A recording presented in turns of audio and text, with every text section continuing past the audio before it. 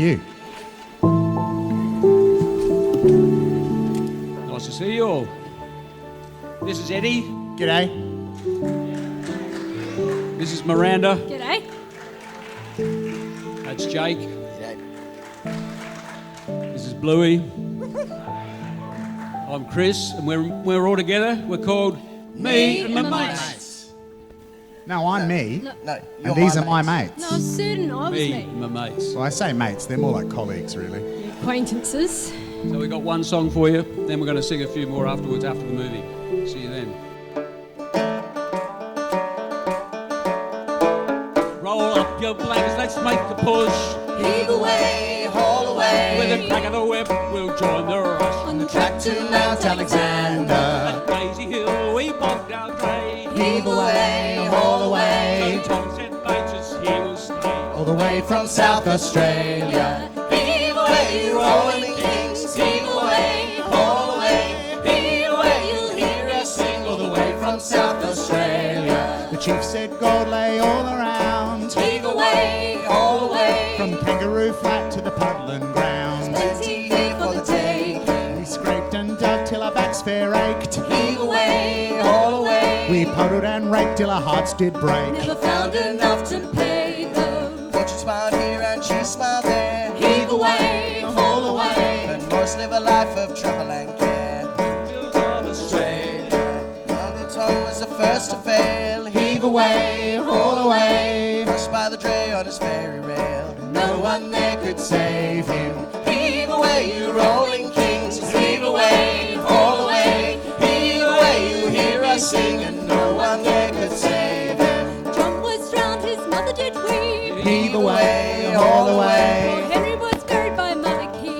The mine at Possum Gully. Rock dropped Thomas and he sadly died. Heave away, haul away. Richard fell foul of the cyanide. The mine at Possum Gully. Cost was too high at the end of the day. Heave away, haul away. The lure of gold led us astray. Should have stayed in South Australia.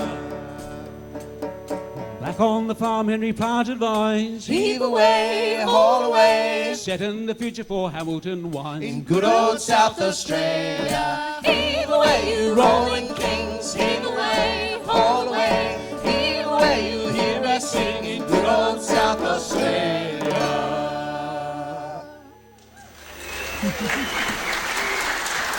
Thank you. We'll see you a bit later on.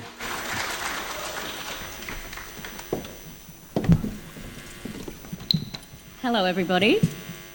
I'm a little lady. This is going to be a little bit of a stretch. Thank you so much to Me and My Mates and Chris Johns. That was amazing. And just so you all know, this song was written specifically for the film, for today, around the Hamilton rush. And it was written by Martin Gordon. And it's a fantastic song, and I think we get to hear it again later. Welcome to the world premiere of WineLine3 Gold. Before I start today, I would like to acknowledge that the land that we meet on is the land of the Kaurna people, and they were and continue to be the most important storytellers to date. My name's Katie Spain. I'm a wine writer, journalist for the Sydney Morning Herald and The Age and Gourmet Traveller, and it is my absolute pleasure to introduce this fantastic world premiere today. Thank you to Dr. Richard Hamilton and Yetta for inviting me to say a few words. It is an honour. You are a beautiful family, and I deeply love you. So I would like to also give a special welcome to Josh Teague, member for Hyson, and Moira Ware, Mayor of the City of Onkaparinga, and Councillor Philip Martin, who are here today. As a storyteller, I am deeply aware of the need for better stories. Stories that connect us with each other and connect us with our past.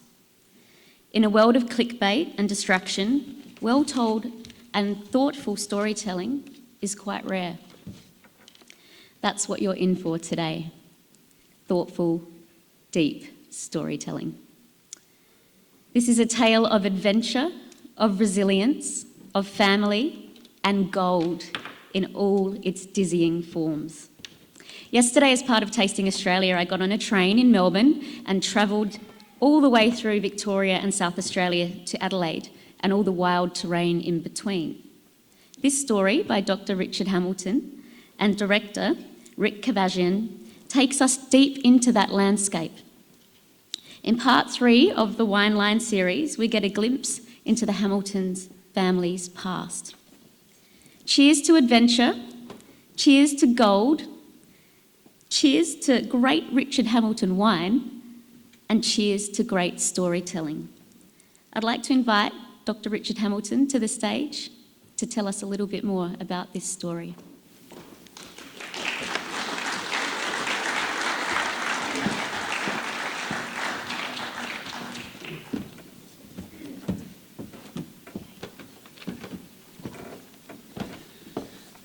Well, hello everyone. As you heard, my name is Richard Hamilton, and I'm a member of the 5th generation of the Hamilton wine family. In other words, I'm the great-great-grandson of my namesake, Richard Hamilton, who planted his first vines on the bank of the River Sturt as early as 1838. By the way, I'm also a plastic and reconstructive surgeon with my private clinic just down the road. My door is open for you. Do come and visit me sometime. Like Katie, I'd like to acknowledge the original inhabitants of the land upon which we meet, the Kaurna people. My ancestors, including my father Burton, as a very young boy, maybe 6 or 7, in the early 1900s, interacted with the Kaurna on the banks of the Sturt, and they were treated with kindness and mutual respect. My dad told me that the young men were very fit and muscular and had wonderful smiles and beautiful teeth. He also remembered the Aboriginal word for water. It's quarchi. This is a beautiful and almost onomatopoeic word. Well, to some housekeeping matters. Please take note of the exits on either side and the rear. And I have apologies from the Honourable Peter Malinauskas, Premier of South Australia, and Her Worship Jane Lomax-Smith, Lord Mayor of the City of Adelaide. However, I personally would like to extend a warm welcome to Her Worship Moira Weir, Mayor of the wonderful city of Onkaparinga, where our vineyards now sit, and Josh Teague, Member for Hyson, and his wife, Scandinavian wife Maria, and also to Councillor Philip Martin, who's representing the Lord Mayor of Adelaide. And of course, I warmly welcome all of you and thank you so much for coming to this world premiere of WineLine Gold. It'll be a wonderful afternoon, I can assure you. And I'd like to welcome my siblings, my cousin, 5th generation Hamilton descendants, as well as 6th, 7th generation Hamilton descendants. And there are too many to name, but maybe there are 8th. And a special mention to my dear sister Fleur, who celebrates her 92nd birthday tomorrow on Mother's Day with her 4 daughters.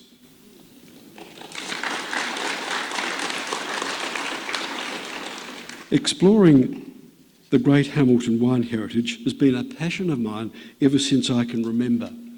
In its heyday, the Hamilton Ewell Winery at Marion was the 6th largest winery in Australia, producing over 1 million cases of wines and spirits and exporting half of that. Hamilton's was one of only 3 Australian wine companies which could boast overseas sales on that scale at that time. But tragically, the family fortunes hit a low point in 1979 and it was bought out by Mildara. With the help of my uncle Sidney Hamilton and my father Burton, I've endeavoured to resurrect the Hamilton name by creating world-class wines from world-class vineyards at Leconfield in Coonawarra and Richard Hamilton in McLaren Vale. I've also endeavoured to tell the story of my Hamilton wine ancestors through the medium of film, beginning with WineLine 1 in 2013, followed by WineLine Odyssey in 2016. I commend these films to you. They are available on our YouTube channel and there are links through QR codes on your program. They have been awarded highly in Paris, Cannes, New York and Chicago. So this third film tells the perilous story of 5 of Richard's 9 children. Maybe they're the famous 5. Young, brave, idealistic and desperate, who sought success in another way. They headed east with their 19 children, part of the great exodus of thousands of South Australians to the Victorian goldfields. The gold rush and their loss from South Australia was an extraordinary social movement, and the Hamiltons were part of it. The gold rush reshaped the emerging nation of our land, Australia, in so many ways. I've been very fortunate to have the same amazing team producing all 3 films. Rick Cavagione, Director Supremo, who flies by the seat of his pants. He thinks outside the box, solving the insoluble, and he always comes up with a special surprise. I promise we won't keep you in suspense too much longer. Martin Gordon, exceptional researcher, historian and writer who can sniff out a story worth telling and put it into words and give it meaning we all understand and find eternally pleasing.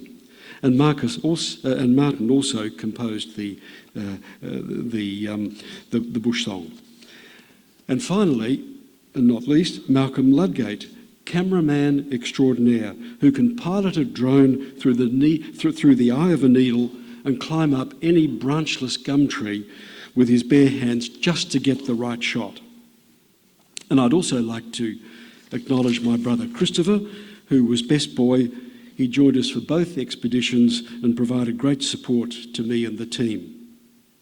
We were assisted by many others on location, Hamilton descendants in Victoria, whom hitherto were completely unknown to us. There was Dave Bowen and his boys playing the tragic scenes, which you'll see, and also to Doug Wilkie, the Hamilton historian. Check out his fascinating books, The Hamiltons, 1763 to 1862, and The Caustics. And also sincere thanks to David Benier, a goldfields archaeologist who, like an Indigenous tracker, could see and find things in the landscape which were once there but long gone. And to my dear wife Yetta, who supported the project almost without question, my quest to tell the Hamilton story via film. Yes, darling, this is the finale, this is the swan song. And thanks to my children, Anna Sophia and Thomas, who are often asking, gee, Dad, what are you up to now? Making another film? I encourage you to become immersed in the story that will shortly unfold. Do ask questions in the Q&A and later join the opera, The Hamilton Rush, that Martin wrote. And finally, after, we invite you for a glass of Richard Hamilton McLaren Vale wine in the foyer. And do chat to each other and savour the occasion. Please enjoy. Thank you.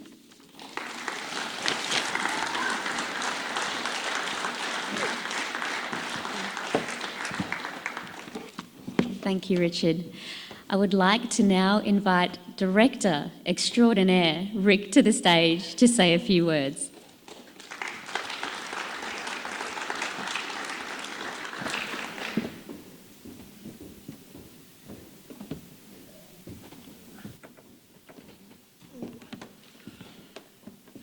Hello everyone. The moment has arrived. Years of work and here we are. Thank you, Richard. I think Richard summed it up pretty well. As he said, this is the final chapter in the WineLine trilogy. Definitely. Yetta? Definitely. Look, I must say I do admire Richard and Yetta's passion for documenting their family history. He's been doing it now for 12, 13 years. And it's just my pleasure and my honour to actually be able to make these films to to summarise and document this wonderful history. Overall, what is the WineLine series all about? Certainly, it's a story of the Hamilton family, when Richard and his family landed here, 1837, and their story from that day forward. It is a wonderful, successful, historic story. But what is interesting is that South Australia began in 1836. I think I got that right because I'm not very good on dates. And you've got the Hamilton family and you've got the story of South Australia going in parallel from that point. So they ran from parallel, they affected each other, and they were aligned to each other. So the series delves into the Hamilton family history, of course, but it also delves into the history of South Australia and the Australian landscape, from the first one to this final one. And of course, as Richard has said, the Hamiltons were still are part of the fabric of the South Australian South Australian history. I believe that the series is an important historical document for this very reason. Not just the Hamilton family, but it's also the history, documenting the history of South Australia. Now, with WineLine3, we've introduced a new element, as Richard has mentioned, gold, the Victorian goldfields of the 1880s, and its relationship to the Hamilton family and South Australia in general.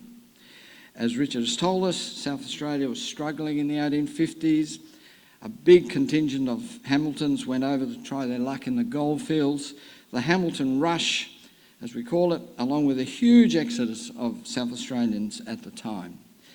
And they enriched the economy, they enriched South Australia because a lot of the gold came back to South Australia. Now, the journeys, there were two of them. The second one in particular, where they had about 18 people, 11 children, going on track, no roads, bullock carts, horses, walking. The journeys were particularly hard, and of course life in the goldfields was harsh, to say the least. The whole thing is not a success story, as you normally get in the movies, but they were tough, persevering people who struggled and survived and made a go of it in Victoria. So now we have the story of added to the WineLine stories, we've had the story of the world famous Victorian goldfields. And it's about to be listed for UNESCO's on the World Heritage List. And that's the relationship of the goldfields to the Hamilton family. Again, it's a new layer, it's a new sidestep or sideways chapter, and it's an important document as well. It documents not only South Australia but also the Victorian goldfields and the relationship to the Hamilton family. The story of the town of Amherst, which no longer exists as a town, near Maryborough in the Victorian goldfields, is in fact a microcosm. I can't even ever say that word. Anyway, what is it? That's the one. Yeah, microcosm of the Victorian goldfields, boom and bust, and that's what you'll see in this film. Now, documenting history is one thing, making a historical film is another, as Richard has pointed out. It's a whole different ball game. No one person makes a film on their own. Richard has mentioned a number of people involved, very important people, such as Mel Ludgate, who is behind the camera here somewhere, and he's always behind the camera. But I'd like to add a few more. There's many more, but I've only got time to mention a few. Look, filmmaking is like a jigsaw puzzle. You have the research and the writing of the script. Then you go out and you film parts of it in fact, this is over 2 years, Gold has been filmed. And you shoot the pieces of the jigsaw puzzle out of time, over a long period of time, all out of time. And then you bring it back, chuck it up in the air, it all falls down. You then have to add the sound, big job, soundscape. You have to add the graphics and many other elements. Somehow you have to make it all come together, all those pieces come together to tell the story. And it does involve a lot of people and a lot of technical knowledge, of course, and technical expertise. Richard has mentioned the writers, those behind the camera, those in front of the camera, like the Bowens. He also forgot to mention Ryan, who died very, very tragically at Brownhill Creek, freezing his butt off. Thanks, Ryan. But there's more, and let's not forget, once everything comes back to us, you have to put it all together. And then the editors come in. Alex and Gavin, who are here today, work tirelessly and creatively to actually to edit and do the sound, the post-production on it. The soundscape has to be as a whole new area as well, and that's Quentin Ayre's domain. Quentin's here as well, very talented, and all of that is a whole new level. And I'll have to add a third person, and that's in the animated graphics area, a new member of the team, Kevin Dainty, who is also here, and he did all the graphics that you would see. Now, that's the people involved in the production. But I also want to mention a few dear people indirectly involved in the production, also very important. I personally don't think I could go on the distance without their support. Emma and Tessa, my daughters, always there to help and encourage me. Of course, and they're the rock for me. And of course the poster you see up on the screen and in the foyer was created by Tessa, who is a very talented graphic artist. I also would like to mention Helen, who has put up with my obsession with filmmaking over a long period of time now, but has also helped me with encouragement, creative ideas and valuable feedback. So there's a lot more people, and too many to name individually. People who work at the cellar door, wonderful people that supported and helped us and of course set all this up today. People who participate as extras, for instance on Richard's 77th birthday, which we filmed over a year ago in 40-degree heat. Jeff from Paramima Winery, who kindly allowed us to film in his winery in McLaren Vale. Look, I've probably left a lot of them out, but there's more, but I'll run out of time. My heartfelt thanks to everyone involved, and without them, this film would never come to fruition. So here we are, moment of truth. All that work, years of work, but at the end of the day, a film is made for an audience. It's made for an audience to appreciate, to learn, and to be entertained. I was speaking to Richard about this a couple of weeks ago, and we decided, and we coined this, the audience are the entertained, we are the entertainers. And I say that for everybody that I've mentioned and others as well. So, without further ado, I sincerely hope on everybody's behalf involved in the making of Gold that you enjoy, you learn, and you are entertained. Thank you.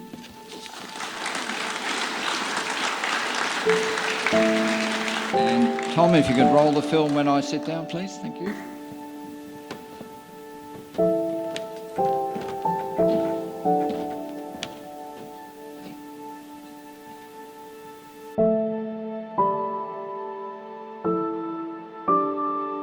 We're now going to do a Q&A, and I hope you've all got some questions brewing, because I've got a couple, but we really want to hear questions from the crowd. I invite Richard, Rick, and we're also going to have Martin Gordon up on stage as well, who was researcher for WineLine3 Gold and scriptwriter and researcher for this film too. Please join me on stage.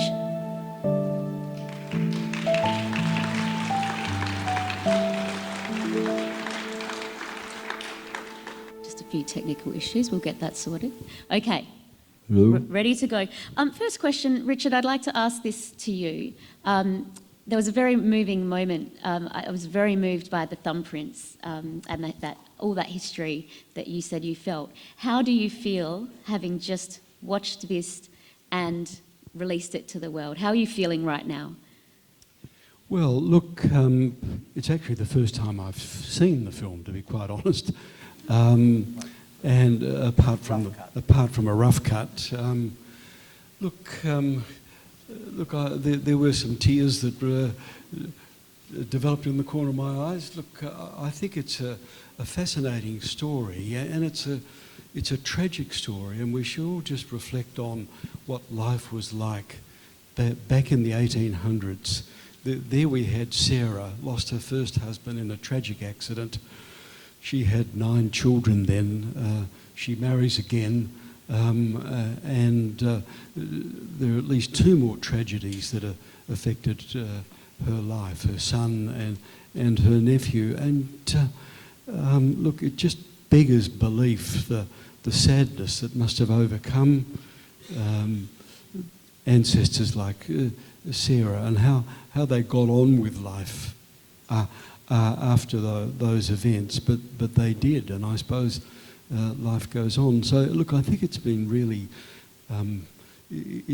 satisfying to honour those early Hamiltons who, as I said earlier, were brave, desperate, idealistic, in search for a new life, but it wasn't easy. It wasn't easy. But look, in the end, there are many Hamilton descendants over there in Victoria, and they've added significantly to the fabric of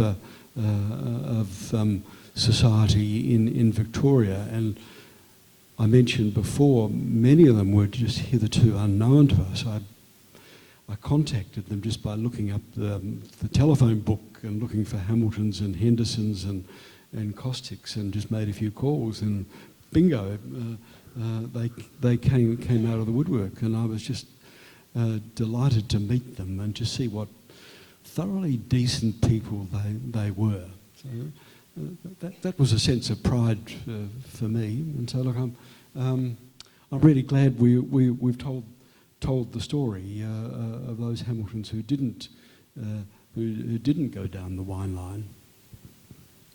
How do you tackle a project like this, Rick? There is so much information there, so much history. I was lucky enough to sit in your studio, and I know there was so much footage. How do you approach telling a story like this concisely? Well, as I was saying, it's a jigsaw puzzle that you have to... Can you hear me all right? Yeah. A jigsaw puzzle. With research, well, you have the idea, of course, or the idea comes to you, and you get fascinated with the idea. You really want to know more about it, and that's where the... I'll just yell out, all right? So firstly is the research into... Essentially, you have to find the story. You're a storyteller, and you have to find the story, and whether that story is interesting, fascinating, whatever. That's where the research side of it comes in. Like Martin here, who does all the research for us, and Richard as well. And you do the research, and then from that you fathom that you put together a script that you think is going to be interesting to follow. Now that, in the case of WineLine3 Gold, and in the other ones, well, perhaps not the first one, but certainly the two second one, the second and the third one, the script developed as you went out into the field and started doing the filming. It's a bit like Who Do You Think You Are, that sort of thing, where you go out, you don't know what's ahead, you've got a basic script, but you go out and you find out things which you film, and then you incorporate those things into that script that you've started with. And then it goes on from there. As I said, WineLine3 Gold was shot over a 2-year period, 2 trips to Victoria, lots of filming around Adelaide as well, and it's all out of order, it's all over the place, but you go back to the script that you've written in the first place and try and fit them all in and follow that script. From there, it's just a process of editing and adding all the effects and the music tracks and things like that. It's quite a process, involves a lot of people, involves a lot of people behind the camera, in front of the camera, people you know, people that you know, that live through this project with you. And at the end of the day, this is what we come up with.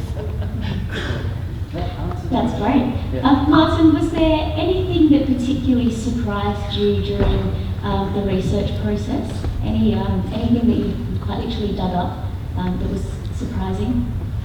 Well, I think the main thing was that it was a little difficult with a story like that to know how to tell the story, because it's not as if they, you know, most stories about gold mining are people end up finding lots of money and being very rich and successful, and that wasn't what happened in this case. They all went over there. They left the farm and they all went over there hoping to get rich quick, and they were suddenly faced with the reality of what gold mining was like. And I think that's what we decided to focus on in the film. I mean, if you look at the percentages of how people did on the gold fields, I think it was maybe under 10%, even less probably, 5 to 10% of people who got rich. 30% of people made a modest living, and a staggering 70% of people lived in miserable poverty. Probably 10% of them were starving. So the general experience of the gold rush and life on the gold fields was not the story you normally told, and we thought, well, that's one of the things that this story did. It did exemplify what the true nature of the gold rush was. Of course, huge riches were being discovered by some people, but they were a very, very small proportion. The rest of the people were living a very difficult life, you know, sometimes below the breadline, and also they were beset by the work was so dangerous. As in the case of Sarah, she lost 4 or 5 close relatives through the very dangerous activity of mining, through mining accidents. So it's a bit of a eye-opener. It's not what you expect with a film about gold, but actually it is the reality. It is the reality of this amazing human tide that went to Victoria and New South Wales in the mid to late 19th century. It was hard, it was tough, and it was dangerous. Sarah must have been an amazingly strong woman. Where did you get the information around the family members? Did they write diaries during those times? Did you have access to anything like that? Well, it's mainly from records. Mainly from records. She was, it was tragic for her that she'd married Thomas Henderson in Adelaide, and they went over together, in search of gold, and he died in this nasty accident with his dray, and she had 11 children, and very luckily she met William Costick, and was able to, if she hadn't met him, goodness knows what would have happened. She met William Costick, who actually, it's interesting because William, there's certain people on the gold fields who are very dynamic, very entrepreneurial, very, very, or almost obsessional, very committed. He and his brother were like that, and they were both. They had two mines. When Sarah met him, he was moving to the second mine, the Croydon mine. But that was very useful for the rest of the Hamiltons because of the association between Sarah and William Costick. There was work for the other Hamiltons. They didn't so much set up their own mines and things like that. They tend to be workers in William Costick's mine. So the story was tragic, but and also was lucky in that she met this guy, William Costick, and the two of them were an example of people who managed to make a modest living. Well, probably even more than a modest living. At some point, it would have been a comfortable living, because he had two major mines. He built a battery. He built a cyanide works. He did a lot. He was very, very energetic, and that provided work for the other Hamilton brothers. Any questions in the crowd? At the back there? Where will people be able to see the film? Well, look, eventually we will put it on our YouTube channel for Richard Hamilton and Leconfield Wines. The first two films are already there, and if you look at the back of your program, I think it's there. There should be a QR code for those two films, so just click on that and stream it to your TV set. And bingo, you have it. So that will happen with this film too. What do you think of the unexplored stories so far, Mel? The unexplored family stories. What are they?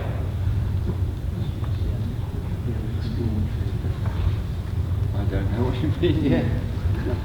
Did any sort of things get thrown up out of the process of making these three that make you think, gosh, that's a whole other avenue we should explore?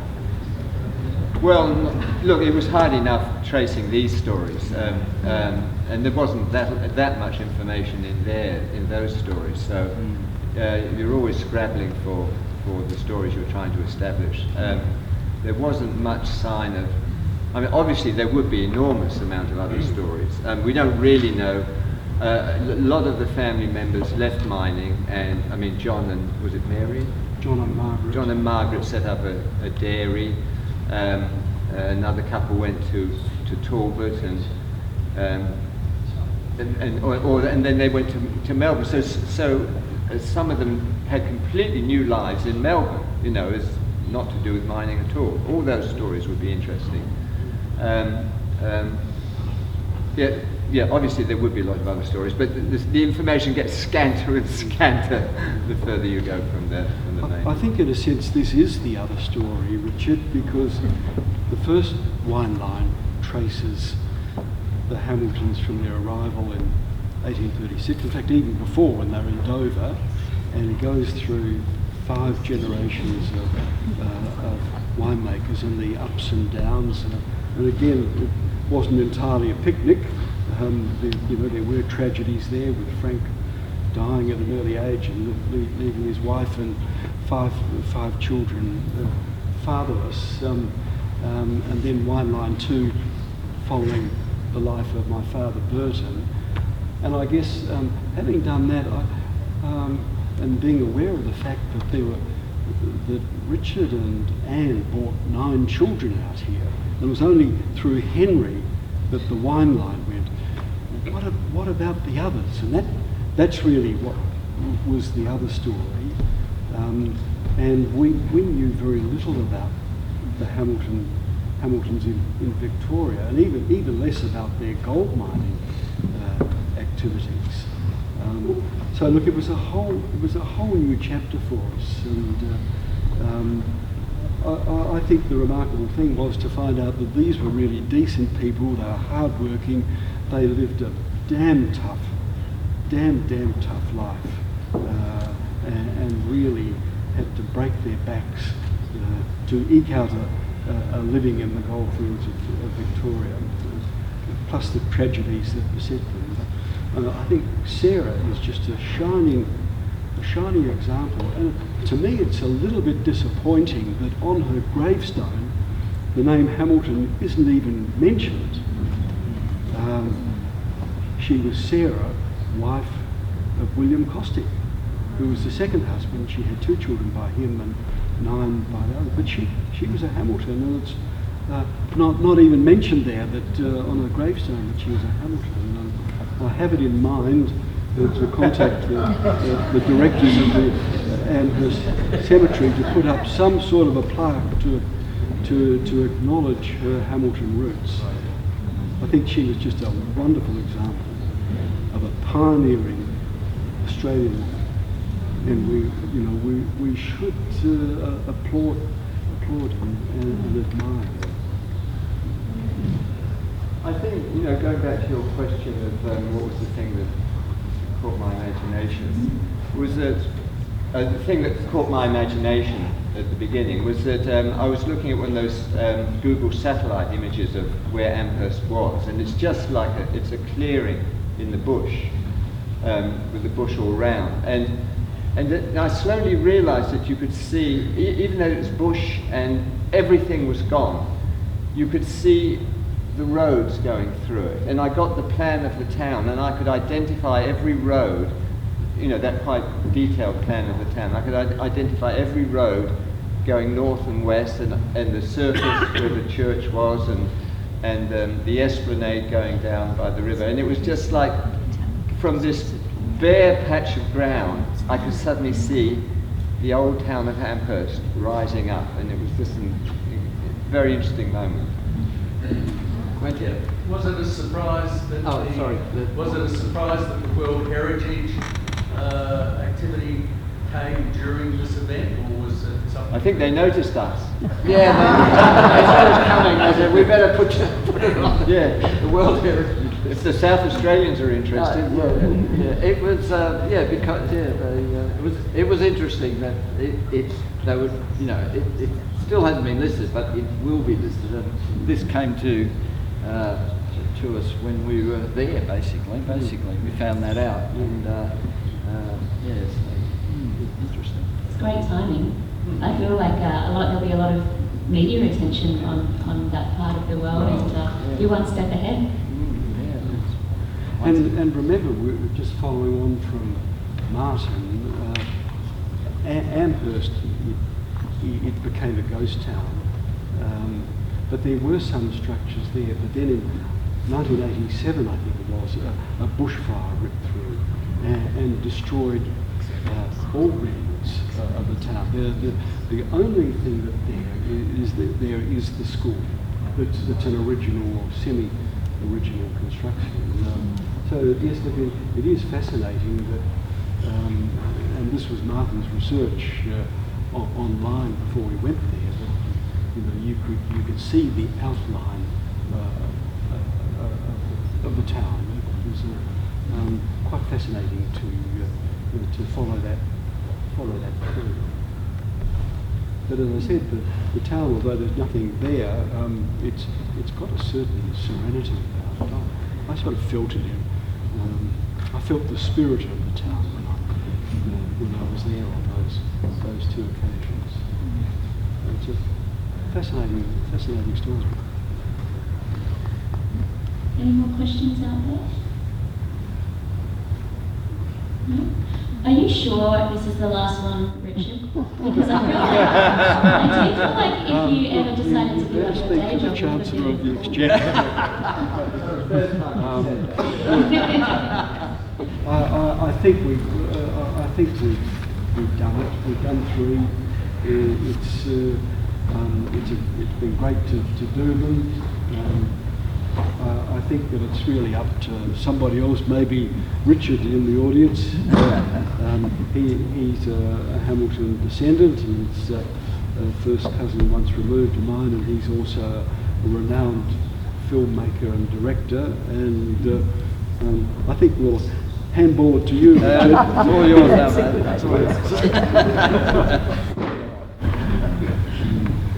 I love the way that you wrapped it up, that it came back to wine. It always comes back to wine. Always back to wine. I thought that was lovely.